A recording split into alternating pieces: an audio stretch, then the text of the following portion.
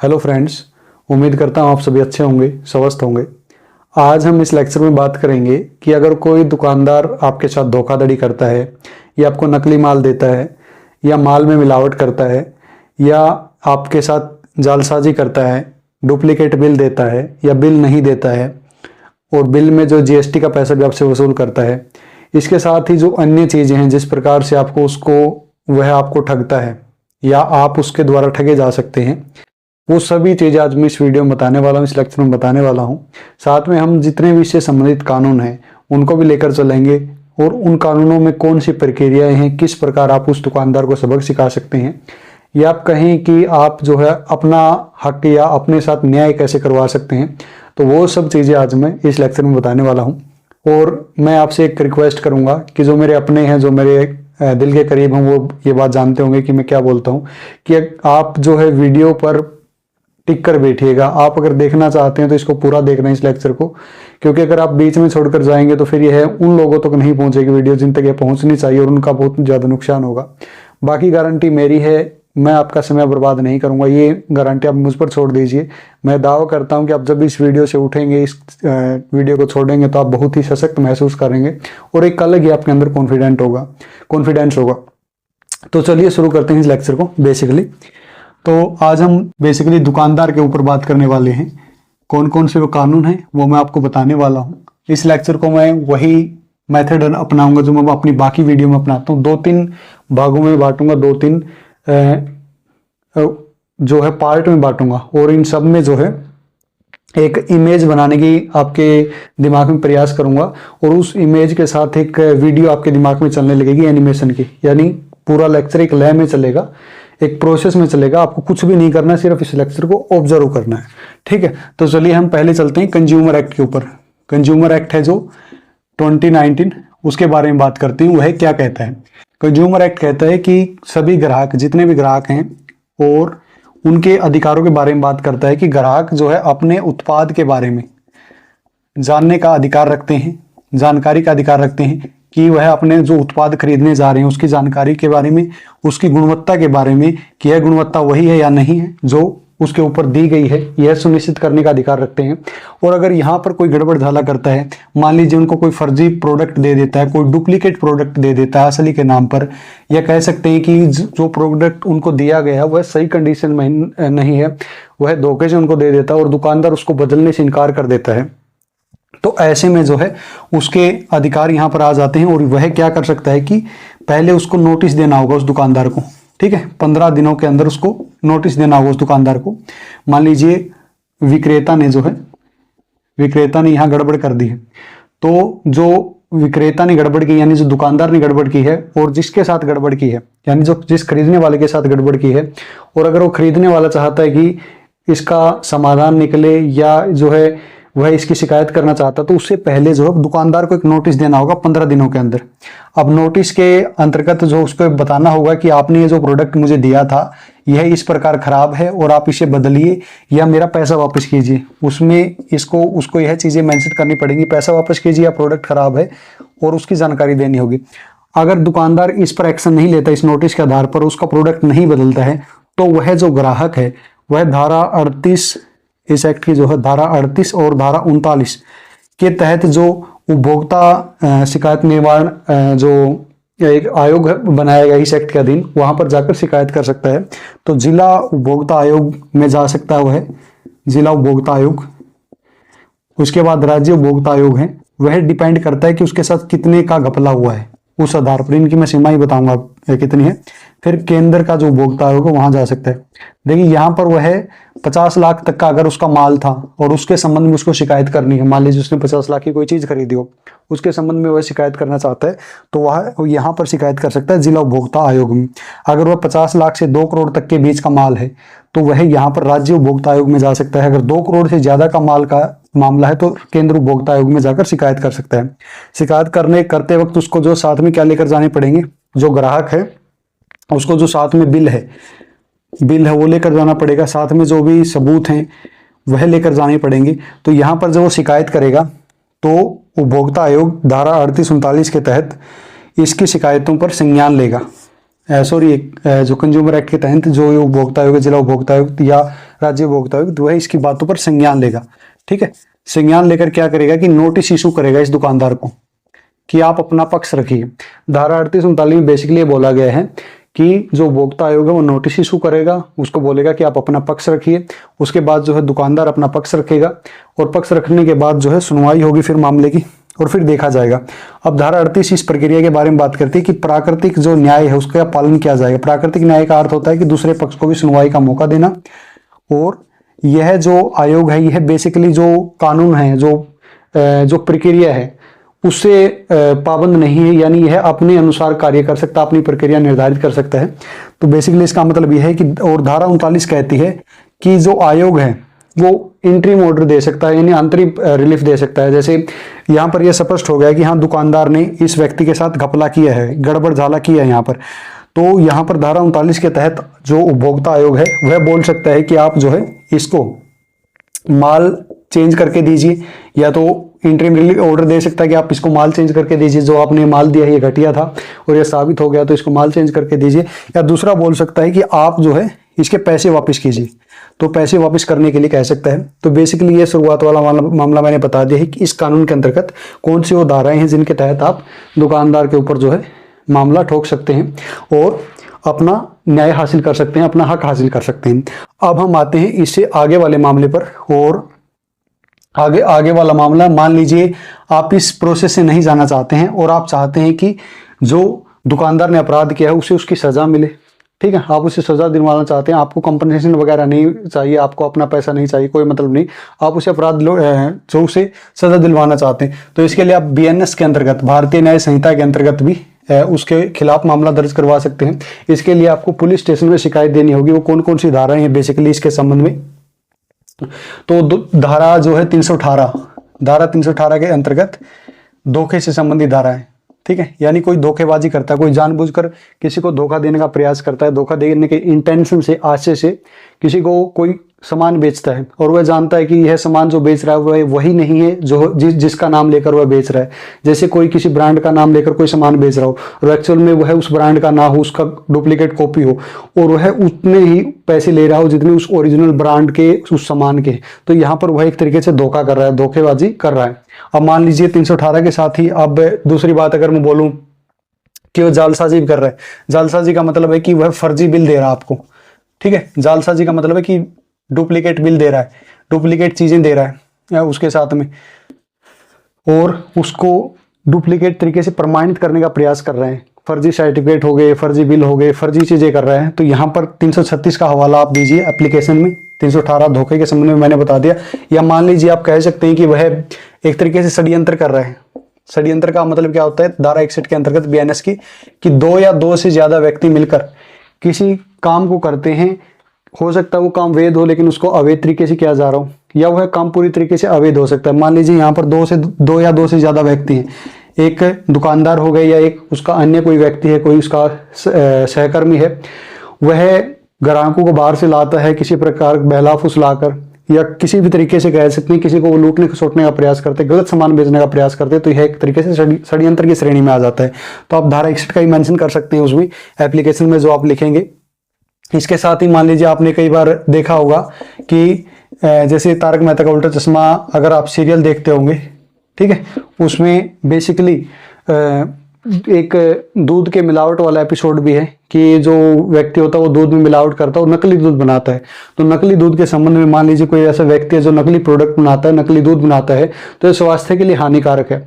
और ऐसे में धारा 271-72 भी आ जाती है। इसमें बोला गया है कि कोई लापरवाही करता है किसी प्रोडक्ट को बनाते समय या किसी करते को, जिससे कोई बीमारी फैलती है, बीमारी फैलने की संभावना बढ़ जाती है, तो ऐसे संबंध में धारा 271-72 लागू होती है। और इसका मतलब है कि वह एक लापरवाही कर रहा है उस प्रोडक्ट के संबंध में। मान लीजिए कोई नकली दूध बना रहा है, जैसे एग्जांपल दो, कोई नकली दूध बना रहा है, तो नकली दूध बनाने का तात्पर्य है कि वह व्यक्ति जो है लापरवाही कर रहा है उसके प्रभावों के बारे में, उसके क्या प्रभाव होंगे, उसके स्वास्थ्य पर क्या प्रभाव होंगे, इसके संबंध में लापरवाही कर रहा है। तो यह एक तरीके से धारा 271-72 के अंतर्गत आ जाता है और यह दंडनीय अपराध हो जाता है। तो नकली दूध हो गया जैसे ये, तो ये बेसिकली जितनी मैंने धारा बताई हैं, आपको इनको एप्लीकेशन में सबमिट, जो शिकायत पत्र आप देंगे पुलिस स्टेशन में, जिस दुकानदार के आप खिलाफ शिकायत करना चाहते हैं, उस शिकायत पत्र में बेसिकली इन धाराओं को जो आपको मेंशन करना है और बोलना है कि ये चीज़ें, साथ में इनको एविडेंस अटैच करना है और कहना है कि आपको हमारी एफआईआर लॉन्च करो, हमारी एफआईआर लिखो इस मामले में। ठीक है, तो मैंने पुलिस वाला मामला बता दिया है कि पुलिस स्टेशन में अगर आप जाना चाहते हैं तो कौन कौन सी प्रक्रिया है, कौन सी धाराएं हैं। कंज्यूमर कोर्ट वाला बता दिया मैंने, कंज्यूमर कोर्ट में कौन सी धाराएं हैं और कौन सी प्रक्रिया है। इसके बाद हम आगे चलते हैं, आगे कौन सी, एक और एक्ट है बेसिकली, मापतोल अधिनियम है, बेसिकली मापतोल से संबंधित एक्ट है 2009 का। और यह बोलता है, यह एक्ट बोलता है कि जो भी प्री पैक्ड पदार्थ होंगे, धारा 18 इसकी बोलती है कि प्री पैक्ड पदार्थ जो हैं, यानी जो पहले से पैक्ड हैं पदार्थ, उनके ऊपर उनकी जानकारी देना। जानकारी क्या हो गई, जैसे उनकी क्वांटिटी क्या है, क्वांटिटी के संबंध में कि इसकी क्वांटिटी कितनी है, क्वालिटी कितनी है, मतलब इसकी गुणवत्ता के संबंध में कौन कौन से इसमें एलिमेंट डाले गए हैं, कौन से इसमें तत्व हैं, कौन से इसमें चीज़ें डाली गई हैं उस प्रोडक्ट में, प्री पैक्ड चीज़ों के ऊपर ये जानकारी देना अनिवार्य है। उसके बाद हम बोलें तो उसकी एमआरपी, ये चीज़ें मैंडेटरी हैं। ये चीज़ें किसी भी प्री पैक्ड पदार्थ में मैंडेटरी हैं, जो मापतोल एक्ट 2009 है यह कहता है।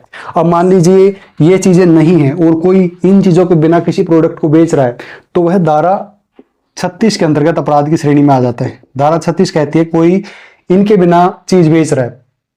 कहने का तात्पर्य यह है कि कोई सामान ऐसा बेच रहा है जो बिल्कुल ब्लैंक है, उसके ऊपर कोई जानकारी नहीं लिखी गई, खाली पन्नी है। जैसे हम मैगी का एग्जांपल लें, ठीक है, तो मैगी का एक पैकेट आता है, उस पर ये सब चीज़ें जानकारी होती है, ठीक है। अब कोई डुप्लीकेट बनाता है उसको और उसको अपने प्लेन पैकेट में पैक करता है और दुकानदार बोलता है कि ये सस्ता है, इसे ले जाइए, तो यहाँ पर वो धारा 36 के अंतर्गत अपराध की श्रेणी में आ जाएगा। इसमें बोला गया है, इन दो धाराओं में बेसिकली बोला गया है, इसे बहुत व्यापक बनाया गया है। यानी कोई भी विक्रेता हो गया, कोई उसको हस्तांतरण करने वाला हो गया, कोई इसको खरीदने वाला हो गया, मतलब कोई इसको बेचने वाला हो गया, कोई इसको निर्यात करने वाला हो गया, कोई आयात करने वाला हो गया, या कह सकते हैं आप कोई दुकानदार होगा, कोई भी है करता है ऐसे प्रोडक्ट को बेचता है जिनके ऊपर ये चार चीज़ें नहीं है, तो वह एक तरीके से इसके अंतर्गत दंडनीय है, दंड की श्रेणी में आता है। और अगर कोई ऐसा दुकानदार है जो है काम करता है, मान लीजिए वह एमआरपी से ज़्यादा पैसे लेता है इसी के साथ में, जैसे एमआरपी लिखी हुई है इतनी है, अब इससे ज़्यादा पैसे लेता है, तो यह भी इसके अपराध की श्रेणी में आता है। इसके बाद मान लीजिए वो जिस पर क्वांटिटी लिखी हुई है, मान लीजिए 500 ग्राम, और वह इसके बदले में इसे वह इस क्वांटिटी को निकाल लेता है और उसको बाद में पैकेट को सी देता है और उसमें 400 ग्राम ही आपको देता है, और आप उसको तोलते तो उसकी 400 ग्राम निकलती है, और अगर उसके पैकेट को देखें तो 500 ग्राम आता है, तो यह भी इसके अंतर्गत अपराध की श्रेणी में आता है, यह भी दंडनीय है। यानी जो क्वांटिटी है उसकी अगर उससे कम है जो पैकेट पर लिखी हुई है, तो यहाँ पर मैंने दो चीज़ें बताई हैं, एक तो वैसी स्थिति जब उस पैकेट पर कुछ चीज़ हो ही नहीं तब भी वह अपराध है, एक ऐसी स्थिति, दूसरी जब उस पैकेट पर जो चीज़ है और जो एक्चुअल में उसके अंदर चीज़ है वो दोनों मैच ना करें या मिसमैच करें तो भी वो अपराध की श्रेणी में आता है। धारा 18 और धारा 36 इसके बारे में बताती है।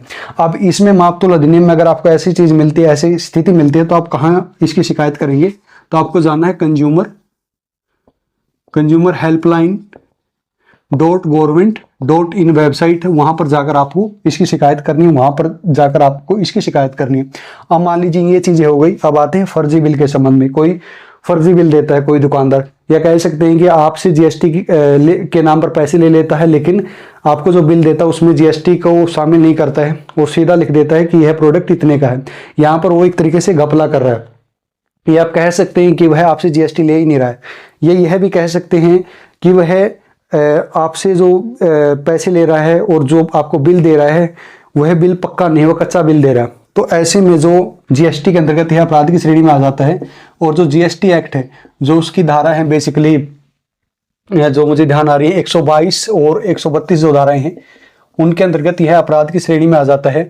और इसके अंतर्गत आपको जो जीएसटी कमिश्नर हो गया, जीएसटी डिपार्टमेंट हो गया, उसमें शिकायत करनी है कि है जो दुकानदार ये फर्जी बिल दे रहा है, और यह जो धारा ये इनपुट टैक्स क्रेडिट जो है उसके घपले से संबंधित है। कोई अगर ऐसा करता है, इनपुट टैक्स क्रेडिट के नाम पर घपला करता है, किसी को धोखा देता है, फर्जी बिल देता है, उसके संबंध में धारा बहुत व्यापक है। 122 या 32 इनके लिए कम से कम अगर आप निकाल कर पढ़ोगे, जो जीएसटी जो डिपार्टमेंट है इनडायरेक्ट टैक्स का, उसके ऊपर ये धाराएं आपको मिल जाएगी, निकाल कर पढ़ोगे तो 2-3 पेज की धाराएं हैं। इसमें बहुत ज़्यादा इन्होंने जो है परमुटेशन कॉम्बिनेशन लगाया हुआ है। तो यहाँ पर सिंपली मैंने आसान भाषा में बता दिया कि अगर ऐसा कोई करता है, मान लीजिए जो 3-4 सिचुएशन मैंने बताई हैं, बिल नहीं देता है, नकली बिल देता है, झूठा बिल देता है, पैसे ले लेता है, कच्चा बिल देता है, या फिर बिल ही नहीं देता है, तो ये जो मैंने आपको पॉसिबिलिटी बताई, अगर इनमें कोई मैच बैठ रहा है तो आपको जीएसटी जो कमिश्नर है उसको शिकायत करनी है और जीएसटी डिपार्टमेंट को शिकायत करनी है, और शिकायत आप लिखित में भेज सकते हैं कि ये चीज़ें हैं और यह जीएसटी एक्ट के अंतर्गत एक तरीके से दंडनीय अपराध की श्रेणी में आता है। आप उस एप्लीकेशन में सिर्फ इतना मेंशन कर दीजिए, ठीक है। तो हमने बेसिकली पहले क्या देखा, पहले हमने कंज्यूमर एक्ट को खत्म किया, हमने देखा कि ग्राहक के क्या अधिकार हैं, उसके बाद हमने दुकानदार पर आए, उसके बाद हम धारा 38-39 पर प्रोसेस पर आए, फिर मैंने इनकी लिमिटेशन बताई कौन से आयोग में कितने तक की शिकायत चलती है, फिर हम भारतीय न्याय संहिता पर आई, उसकी धाराएं 318, 337, 61, 371, 271 सॉरी मैंने कंप्लीट कराई। उसके बाद मापतोल एक्ट पर आई और ये चीज़ें मैंने कंप्लीट करी। अब इसमें एक चीज़ बच गई है, अब मान लीजिए कोई ई कॉमर्स से सामान मंगवाता है, वो भी बोल सकता है कि हम ई कॉमर्स से सामान मंगवाते हैं तो हम कहाँ शिकायत करें। तो आपके लिए जो cybercrime.government.in की वेबसाइट है, cybercrime.government.in की वेबसाइट है, आप यहाँ पर जाकर शिकायत कर सकते हैं। जैसे आपने कोई ई कॉमर्स से सामान मंगाया, यानी किसी भी प्लेटफॉर्म से सामान मंगाया और सामान में आपके साथ कोई घपला हुआ है, कोई दिक्कत हुई है, तो आप वहां पर शिकायत कर सकते हैं। यहाँ पर इनमें भी शिकायत कर सकते हैं कहीं पर जाकर, लेकिन यहाँ पर अगर शिकायत करेंगे तो ज़्यादा बेटर रहेगा, ज़्यादा अच्छा रहेगा, ठीक है। तो मैंने पूरा चक्कर 360 डिग्री समझा दिया, मुझे नहीं लगता अब कोई चीज़ बची होगी, ठीक है। एक चीज़ शायद मुझे लगता रह गई, यहाँ पर अपराध रह गया, ये इसका दंड रह गया। ये दंड शुरुआत में 25,000 लगेगा इस दुकानदार के ऊपर। ये मैंने जो बताया है, कोई बिना पन्नी के उस चीज़ को बेचता है, उसकी क्वालिटी मेंशन नहीं करता, तो यहाँ पर पहला दंड लगेगा 25,000 रुपये का। उसके बाद नहीं मानता है तो 50,000 का, और फिर नहीं मानता तो 1 लाख का, ठीक है, तीसरी बार। और इसके साथ 1 साल तक की सजा हो सकती है, उसे 1 साल तक की जेल हो सकती है। तो ये मैंने बता दिया है। अब मुझे लगता है यहाँ पर कुछ बचा है। कंज्यूमर हो गया, बीएनएस होगी, मापतोल हो गया और जीएसटी एक्ट हो गया। पूरा चक्कर 360 डिग्री मैंने समझा दिया, बहुत ही समराइज तरीके से, ऑथेंटिक तरीके से समझाने का प्रयास किया है। अगर आप एक एक धारा को खोलकर देखेंगे तो यह लेक्चर कम से कम 2 से 2.5 घंटे का बनेगा, लेकिन मैंने समराइज तरीके से ऐसे समझाया है, ऐसी इमेज बनाने का प्रयास किया है कि आप जो है दुकानदार को देखें, तीनों चीज़ याद आ जाएं, ठीक है। शिकायत में आपने मेंशन कर दिया, बस दुकानदार अपने आप लाइन पर आ जाएगा। जो कानून के अधीन जो उसको छूट दी गई उसका वो पालन करेगा, और जो उसको कानून के अधीन उसका दायरा सेट किया उसी के अंतर्गत वह आपको सामान देगा। अगर वो 3-5 करता है तो आप इनमें से कोई प्रोसेस अपनाकर उसे लाइन पर ला सकते हैं। तो फिर मिलते हैं अगली वीडियो में, और तब तक बने रहिए, जुड़े रहिए। अगर आप चैनल को सब्सक्राइब करना चाहते हैं तो कर दीजिए, इसके साथ बेल आइकन को दबा लीजिए, और कमेंट को स्वाइप करेंगे तो हाइप का बटन मिलेगा, इस वीडियो को हाइप कर दीजिए। हाइप करने का मतलब है कि यह वीडियो अन्य लोगों को भी दिखाई जाए और यह सही है आपके मायने में, आपने इसको देखा है, और आप अपने दिल से पूछ सकते हैं कि मैंने कितने अच्छे तरीके से, ऑथेंटिक तरीके से, एक तरीके से आसान भाषा में कानून को समझाने का प्रयास किया है। यह चैनल इसी के संबंध में है कि जो दिन प्रतिदिन के कानूनी ज्ञान से संबंधित बातें हैं, जिनकी जानकारी आपको होनी चाहिए, उनके संबंध में मैं हर रोज़ जो है लेक्चर लेकर आता हूं, और उसको पूरी रिसर्च के साथ लाता हूं और 360 डिग्री के साथ लाता हूं। यानी आप इस चीज़ के बाद, इस लेक्चर के बाद किसी वकील के साथ, अच्छे से अच्छे वकील के साथ बहस करने में सक्षम हो गए हैं, ये मुझे पता है, क्योंकि मैंने कुछ नहीं छोड़ा। 360 डिग्री जितनी पॉसिबिलिटी हो सकती थी वो सभी समझा दी है। रिसर्च के साथ मैं ये लेक्चर लेकर आया था। और अगर आप चाहते हैं कि ऐसी ही आने वाली वीडियो के लिंक आपको मिलते रहें तो डिस्क्रिप्शन में व्हाट्सएप का लिंक, और व्हाट्सएप ग्रुप का लिंक और टेलीग्राम ग्रुप का लिंक दोनों ही मैंने दे रखे हैं, उनमें से आप किसी को भी ज्वाइन कर सकते हैं। और तो चलिए मिलते हैं फिर अगली वीडियो में, तब तक बने रहिए, जुड़े रहिए। जय हिंद, जय भारत।